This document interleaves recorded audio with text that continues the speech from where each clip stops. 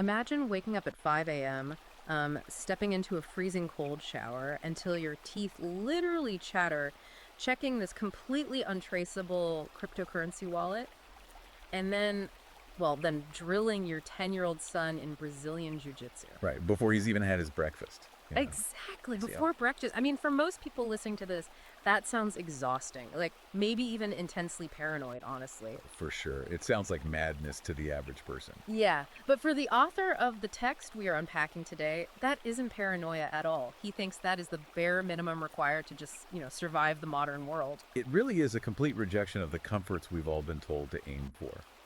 I mean, we are looking at a framework here that treats ancient history and biological hardwiring not as like something to study in a museum, but as a weapon. Right, a weapon to be wielded in a very modern, very aggressive culture war. Well, welcome to the deep dive, everyone. We are absolutely thrilled to have you with us today. Real quick, before we jump into all of this, please take a second to like and subscribe to the show. It is honestly the single best way to help us keep bringing you these deep dives. Yeah, it really helps a lot. So today we are reviewing a highly provocative new ebook. It's titled Living the Tao, Modernizing Wise Ancient Principles for Red-Pilled Men, and it's written by Conrad Riker. And, if you want to follow along, or if you just want to read the source material yourself after listening, which I highly recommend, you should definitely check Amazon Kindle and Google Play Books to buy the book. Absolutely. Check it out there. And you can also follow the author at Conrad Riker on Substack. This text, I have to say, is generating an incredible amount of heat online right now. And for good reason. I mean, it doesn't ask politely. It literally demands a total restructuring of how its readers view society. It really does. And that brings us to our mission for today. We are going to objectively unpack the ideology, the data claims, and these extreme financial and lifestyle strategies presented in this modern manual. Right. And one of the central hooks of the book, this is basically Riker's core historical thesis, is that men must intimately understand the history of our institutions before they were, in his words, captured by feminists and Marxists. Yeah, that is a huge foundational premise for him. He firmly believes we are just living in the ruins of captured systems. Entirely. And, because of that premise, I really need to be crystal clear with you, the listener, right out of the gate here. This source material contains highly politically charged content. They're charged. We're talking about feminism, gender roles, the very fabric of our societal structures. So I must explicitly state that neither of us is taking a side here. We are not endorsing these left-wing or right-wing viewpoints. No, not at all. Our goal here is strict impartiality. Exactly. We are simply reporting on the content provided to help you understand the specific ideas, the arguments, and the worldview contained in the original text. We are just mapping the architecture of his argument, nothing more. And, I mean, that architecture is fascinating purely from a structural standpoint. What stands out immediately when you read this is the sheer synthesis of disparate ideas Riker employs. He pulls from everywhere, right? Yeah.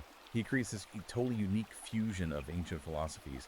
He pulls heavily from Daoism, specifically the concept of wu wei, or effortless action. Right. And then he leans hard into Roman Stoicism and constantly references Spartan military tactics.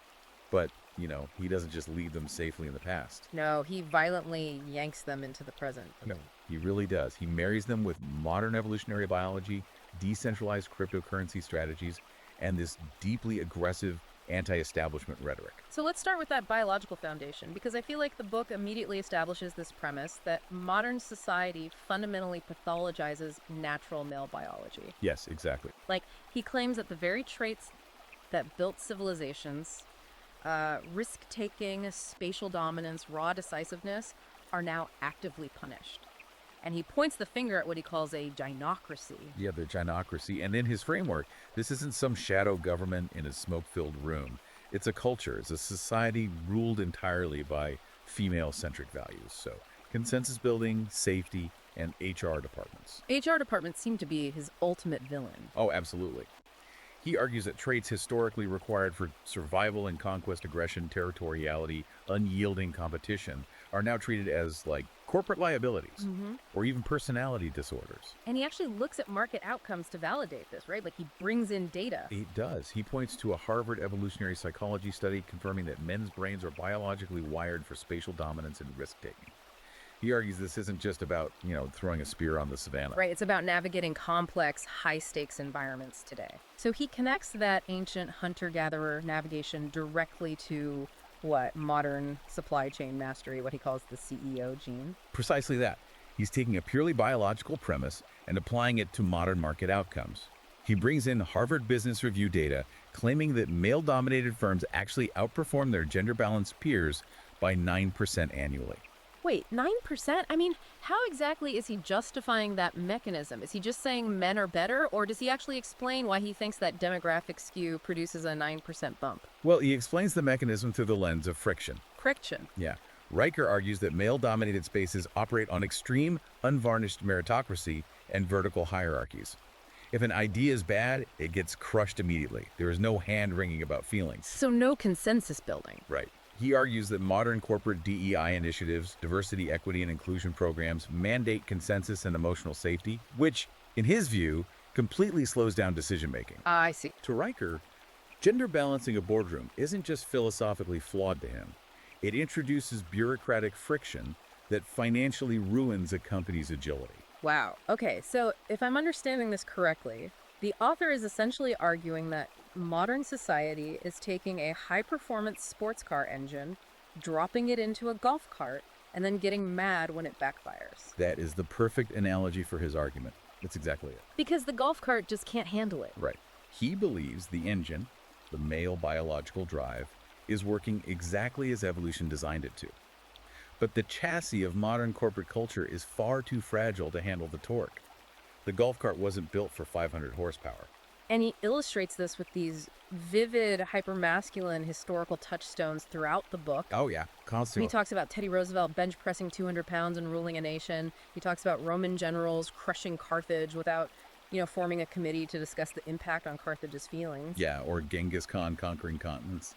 Exactly. And then he juxtaposes those figures with his view of modern men in cubicles, who he says are just handed antidepressants and sensitivity training when their engine inevitably rattles the golf cart. And you have to admit, this framing is a very powerful rhetorical tool. I mean, for you listening right now, think about everyday workplace frustrations. The endless Zoom meetings that could have easily been an email. Right. The passive-aggressive communication styles, the HR seminars on microaggressions. Riker is looking his reader right in the eye and telling them, your frustration isn't a personal failure. You aren't defective. You are a biological conqueror trapped in a sterile, feminized cage. Exactly. He takes the modern epidemic of male boredom or corporate burnout and completely reframes it as a heroic clash of biological imperatives versus a sick culture. It completely shifts the blame away from the individual and places it squarely on the system. It really does. Which, it begs the question. If the corporate world is a lost cause, like a rigged game for Riker's ideal man, how does he view the ultimate domestic institution? Does he think men can find this lost sovereignty in marriage? Oh, absolutely not. Not even close. No. He views modern marriage as an even more dangerous trap than the corporate boardroom. He literally dubs it the marriage plantation. Yes, which is a wild term. It is. Riker takes an incredibly aggressive stance against modern matrimony. He claims that men forfeit half their assets and their kids in 70% of divorces. He paints a picture of marriage not as, a romantic partnership, but as a state-sponsored wealth redistribution scheme. A scheme designed to just extract male labor. Right. And he relies heavily on macroeconomic data to build this case against marriage and, honestly, even against long-term cohabitation. He looks at this purely as an accountant would evaluate a merger. Like a business transaction. Yeah. He points to Federal Reserve numbers showing that single men save twice as much of their income as their married peers. Twice as much. Yep. And he pairs that financial drain with psychological metrics. He uses Gallup data to show that married men work 12% longer hours on average, yet rate their daily personal happiness 30% lower than single men. It sounds like he's describing a terrible business deal. It's like you get promoted to manager of a failing Cinnabon, you have way more responsibility, you work longer hours, but your actual take-home joy just plummets. That's exactly how he views it. He views it like a hostile corporate merger where the man absorbs all the liability and retains none of the equity. And the state is involved too. Yes. The state, through the family court system, acts as the ultimate guarantor that you will lose your capital if the merger fails. So how does he tell men to combat this? Because he doesn't just suggest standard prenups, right? No, prenups aren't enough for him. He introduces these highly speculative, extreme frameworks for asset protection. The biggest one is his 666 protection strategy. Body, bank, and borders. Exactly. Let's break that down because it gets very, very tactical here. Please do. So, body means you grind your physical form into undeniable shape so you are never perceived as weak. Okay, physical deterrence. Right. Bank means you structure your assets meticulously, almost like you're money laundering your own wealth from potential future spouses. Wow. And borders means geopolitical diversification. Owning land, holding passports, or keeping assets in jurisdictions that standard Western divorce courts simply cannot reach. And part of that strategy involves what he calls the Phoenix Protocol, which is just intense. I mean, he tells men to liquidate non-essential flashy assets like sell the fancy truck, sell the boat, and completely beat all your retreat options. Yeah, the logic there is that by removing your safety nets, your brain's primal survival instinct just forces you to succeed. But the financial escape hatches are where the mechanics get really fascinating to me. He specifically advocates for utilizing offshore trusts, Monero wallets, and decentralized exchanges like Uniswap to hide wealth. That's right. So, for the listener who might not be deep into the crypto world, how does he explain the mechanism of this? Well, he views cryptocurrency, specifically certain types of crypto, as the ultimate financial defense mechanism against the state and the divorce system. Let's define what he's actually talking about here. Yeah, let's break it down.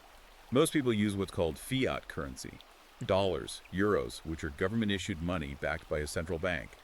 Fiat is entirely traceable and controllable by courts. If a judge orders your bank account frozen, it's just frozen. Right, the bank complies immediately. You have no say. Exactly. So Riker points to decentralized exchanges like Uniswap. A decentralized exchange has no CEO. It has no corporate headquarters in New York or California to subpoena in a divorce hearing. It's just code. It is just raw code floated on the internet, facilitating trades peer-to-peer. And then he points to Monero. Monero is a privacy coin.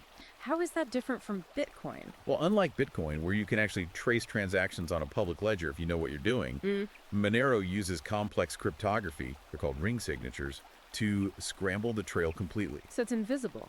It is essentially digital cash handed off in a dark alley. Riker argues that if a family court cannot trace your Monero, and they cannot compel a decentralized protocol to hand it over, they literally cannot award it in an alimony settlement.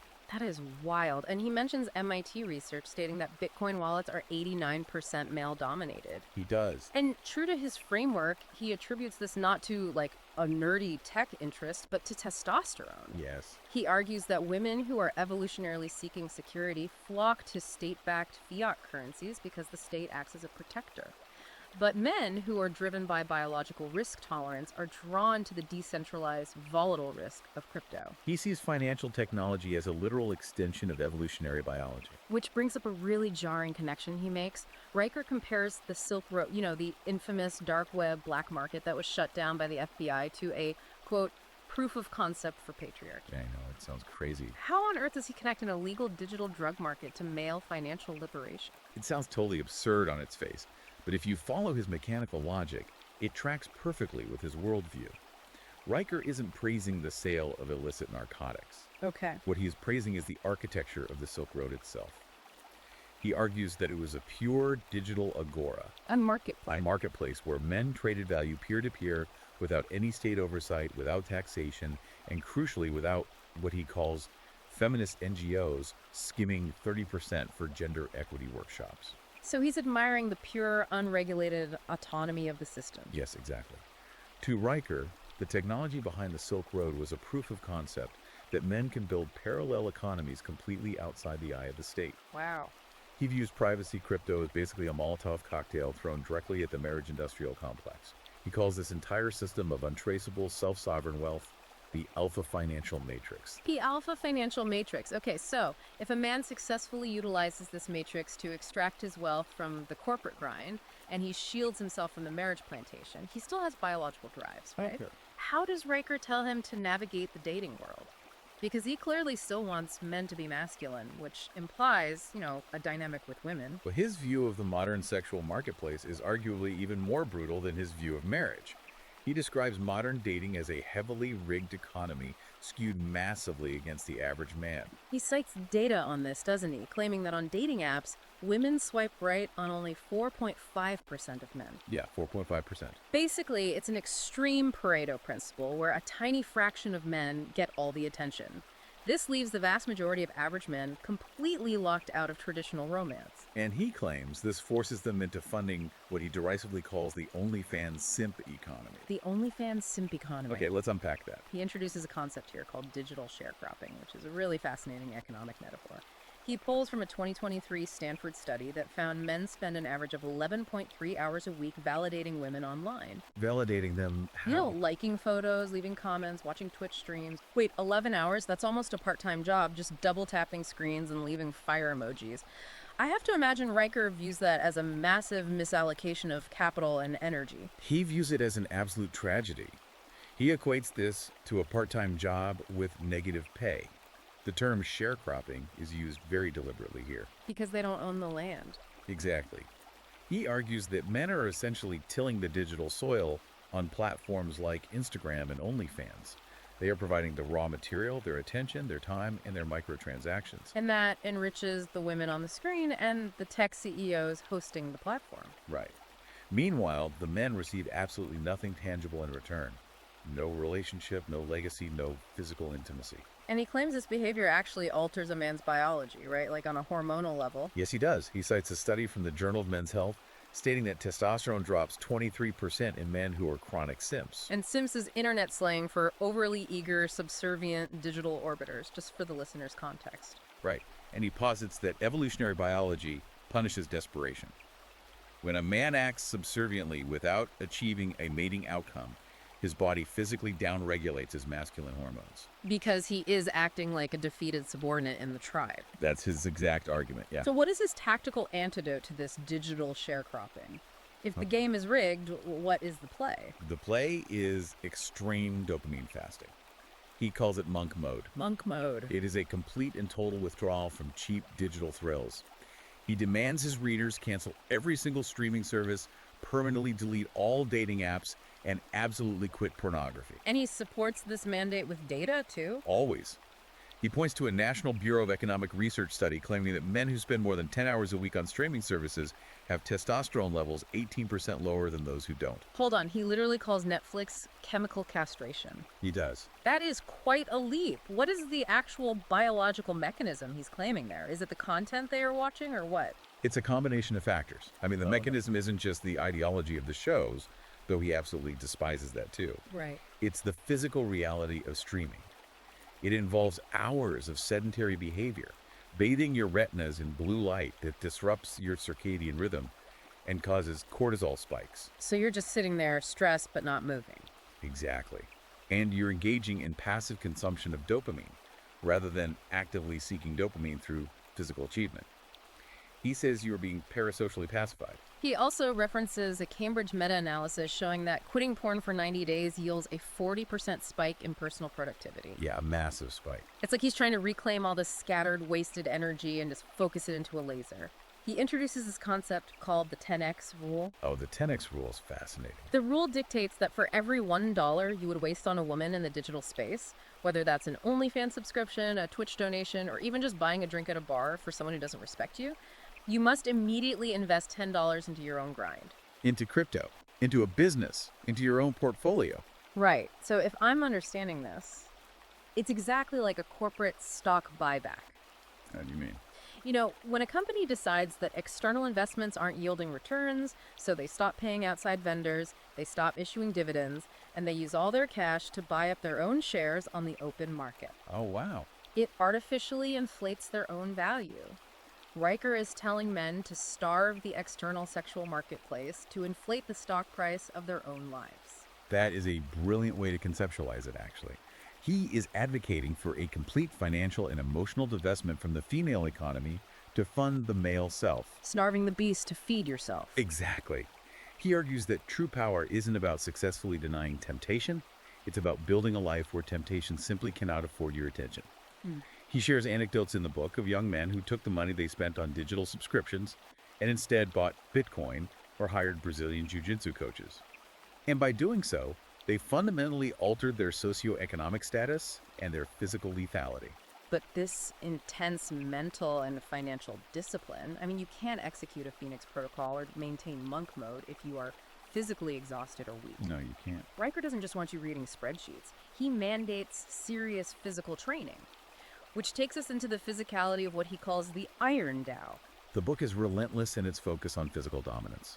The Iron Tao is the principle of hardening the physical body to harden the mind.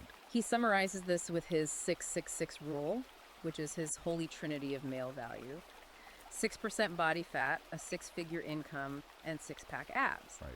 But what's fascinating is how he frames this. He explicitly says that hitting these physical metrics isn't about vanity or like looking good on a beach. No, not at all. For Riker, muscle mass is a political weapon. A political weapon. Yeah, it is a highly visible, undeniable middle finger to what he terms consensus culture.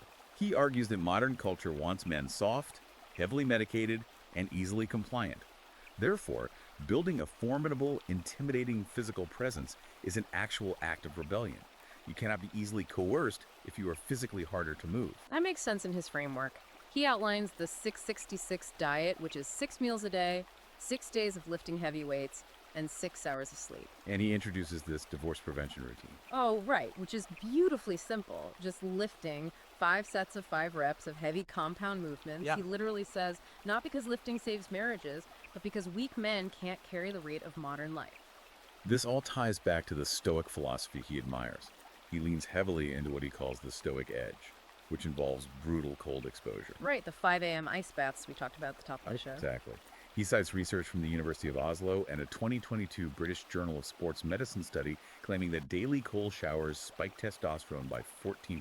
But again, let's look at the mechanism there. Right. It activates brown adipose tissue, spikes adrenaline, and forces a massive cortisol regulation. He argues that voluntarily subjecting yourself to freezing water purges weakness. It trains the central nervous system to negotiate with a hostile world. Yes. The logic is simple. If you can force your body to stare down freezing water in the pitch black at 5 a.m., you can stare down a hostile negotiation or a market crash or a divorce lawyer without blinking. He brings up this historical concept called the Xerxes paradox. Oh, that's a great section. Yeah, he talks about the Persian soldiers under King Xerxes who were covered head to toe in gold armor, draped in jewels, but were physically and mentally soft inside. Right. And he contrasts them with the brutal, stripped-down Spartan discipline. He's warning modern men not to rely on their modern luxuries, the gold armor of an air-conditioned office and a nice car, but to cultivate internal Spartan lethality. He fundamentally believes that the system despises what it cannot physically crush. So he gets incredibly specific about diet, too.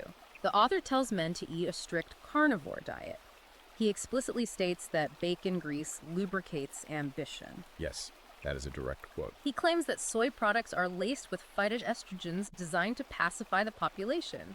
Is he literally weaponizing the grocery aisle as part of his culture war? He absolutely is. Yeah. In Riker's framework, everything, down to the macronutrients on your plate, is highly politicized.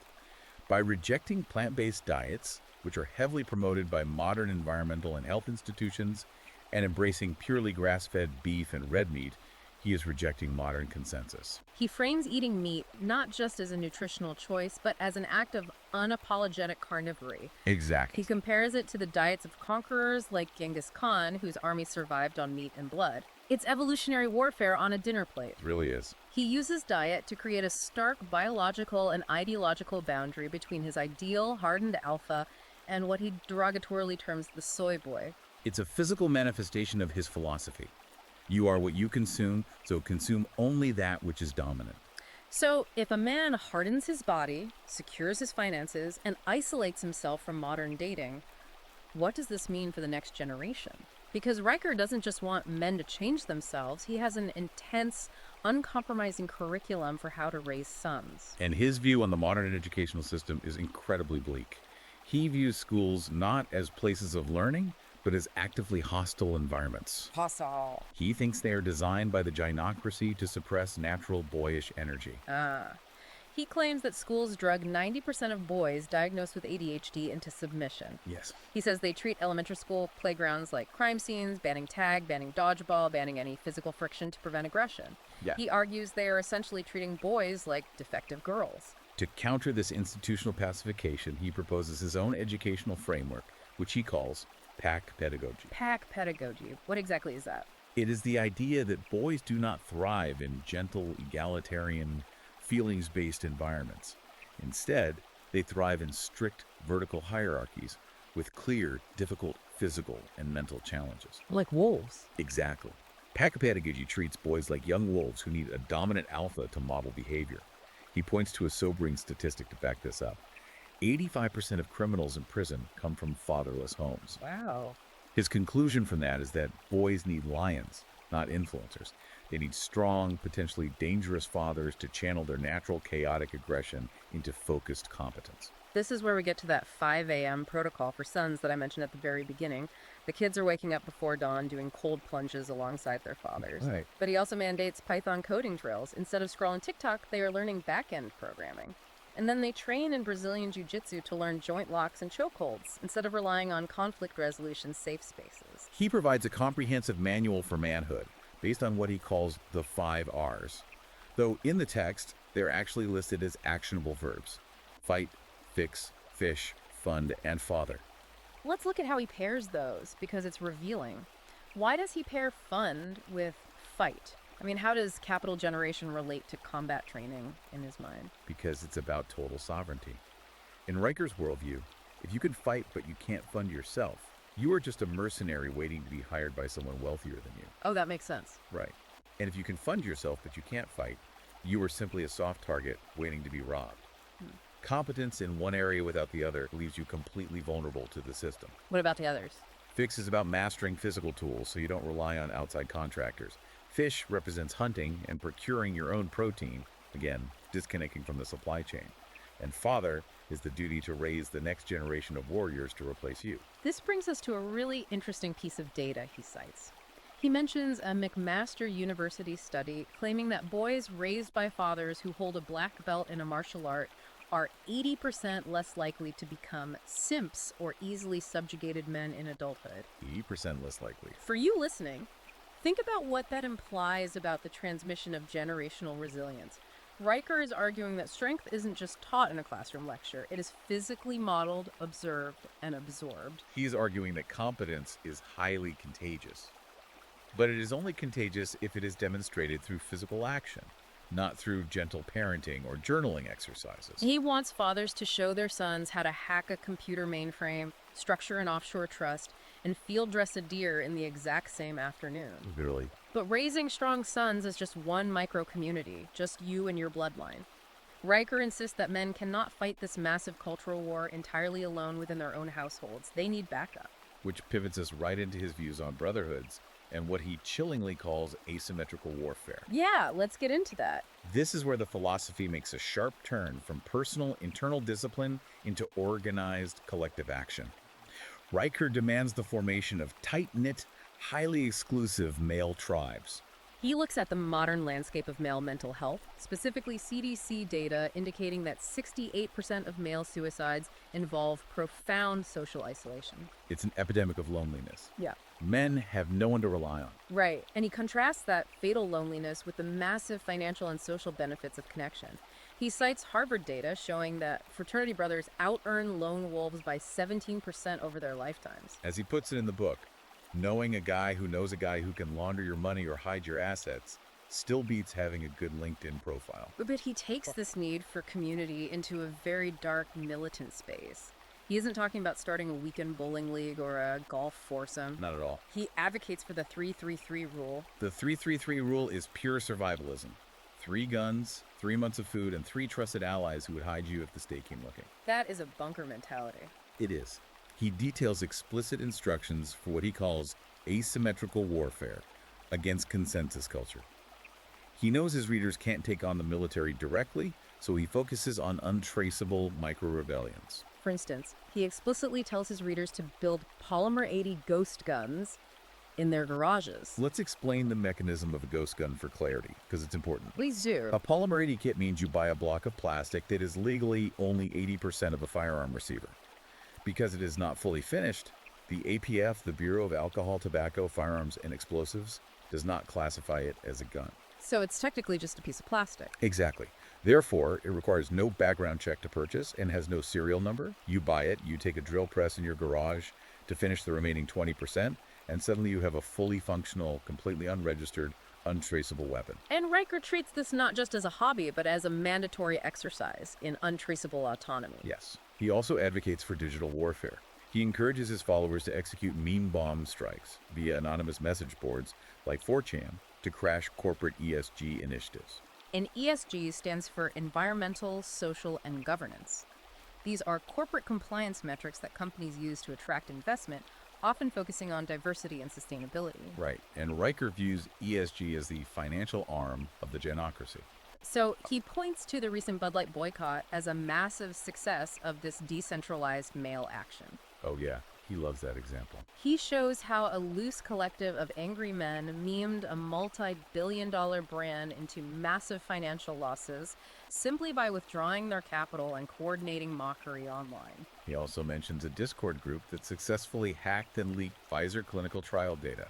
He holds this up as the ultimate example of a productive, dangerous male tribe acting outside the media establishment. But, as I was reading this section, I noticed a really fascinating contradiction. I want to throw this to you. Sure. Riker constantly praises the archetype of the Sigma male, the guy who walks completely alone, rejects society, doesn't care what anyone thinks, and lives off the grid in the woods with his crypto wallet.